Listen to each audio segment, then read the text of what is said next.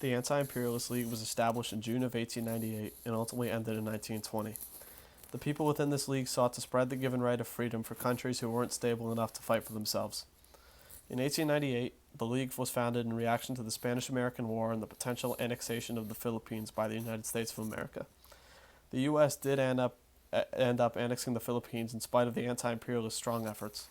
The Anti-Imperialist League was specifically against the potential brutalities that went along with an imperialist approach, claiming that a democracy like America should not colonize and should not own other countries or other people. Their belief was that everyone should have the freedom to govern themselves, which coincided with the patriotic document, the Declaration of Independence. Essentially, the Anti-Imperialist League argued that imperialism went against the American ideal of self-government and non-intervention. The League originated in Boston by a small group of classical liberals and Democrats who had been abolitionists before the Civil War.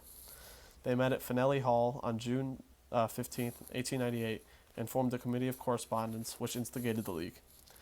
League members included very prominent figures such as Mark Twain, Jane Addams, Grover Cleveland, John Dewey, Samuel Gompers, Moorfield Story, and Andrew Carnegie.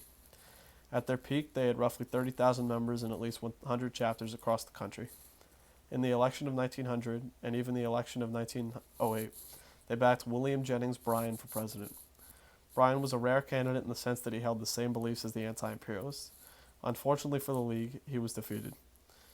Next, I want to talk about the strategies, approaches, and practices of the Anti-Imperialist League, as well as give you more of an introduction to what the League did. At the outset of the League, the members published pamphlets, liberty tracts, and newspaper articles across America in order to spread their word. In doing so, they were able to reveal the types of actions the government was taking to expose them to the public, hoping to convince them that imperialism was wrong. They even held private and public meetings to gain support, using patriotic and important documents like the Declaration of Independence to show how imperialism was neglecting American ideals. Mark Twain, a prominent and influential anti-imperialist, once wrote an essay entitled "To the Person Sitting in Darkness." This essay gained popular support for the anti-imperialist cause. Twain tried to reveal to the public how badly the Filipinos were being treated under the occupation of American military, who were said to be abusive. Now I want to talk about the main arguments of anti-imperialists and how they try to stop imperialism. The anti-imperialists' biggest fear was that America's democracy and freedoms would change if imperialism prospered.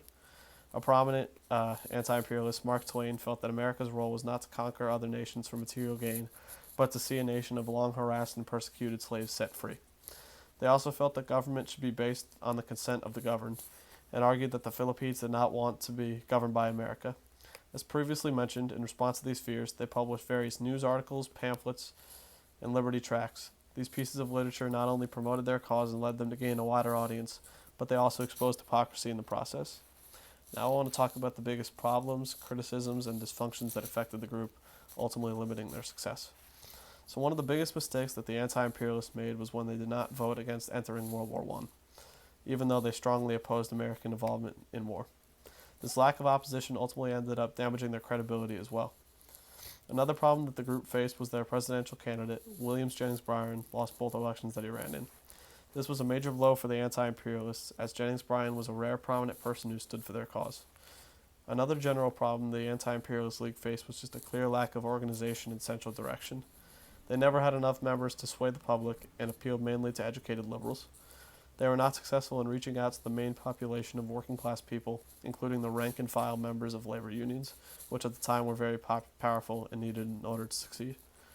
Yet, for all their tireless work, the anti-imperialists, by and large, failed to spark national discussion about the role of U.S. government in the world that we have needed to engage in ever since. If I had to give a grade to the anti-imperialists for their efforts, I would give them an F. Now, you may be wondering, isn't that a little rough or maybe even irrational? Well, an F stands for failure, and the League's cause ultimately failed. They are an unorganized group that received great backlash in America. They lacked a clear direction, and their presidential candidate, William Jennings Bryan, failed to win, thus halting their progress. They also missed out on their biggest goal, which was helping the Philippines from the U.S. entry into war. One could argue that they deserve a D because they were at least able to spread their ideals to over 30,000 people, but the change they had on America was minuscule at best. Lastly, I want to talk about the takeaways for America today.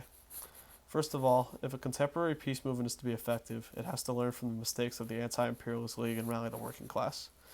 The working class was and is today the primary defender of democracy anywhere, and they heavily outnumber those of the upper class. The other essential thing is that they must work to promote candidates that oppose an imperialist foreign policy, hopefully finding a better candidate than William Jennings Bryan. For any grassroots movement to succeed in this country, its cause has to appeal to the working class, and they have to ensure that support in order to be successful. For example, our president today, Donald Trump, is always in the news, right? Well, he's a populist. In my opinion, he is a terrible person, but he was successful in winning the election because he had support of the lower class. The anti-imperialists needed to follow suit in order to be successful. Finally, if they took their cause even more seriously and were more motivated to stand for all their beliefs, they would have been more successful.